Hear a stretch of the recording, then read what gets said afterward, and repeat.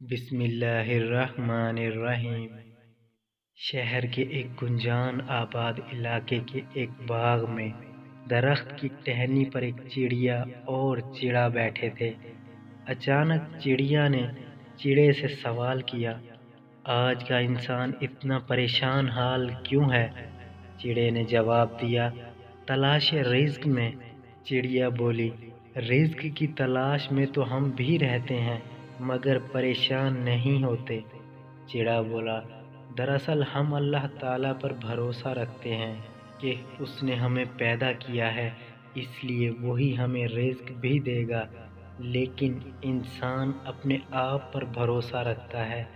اس کے علاوہ جو ہمیں ملتا ہے ہم صبر و شکر کر کے کھا لیتے ہیں، جبکہ انسان زیادہ سے زیادہ کی حرص میں مبتلا رہتا ہے، اس لیے پریشان ہوتا ہے۔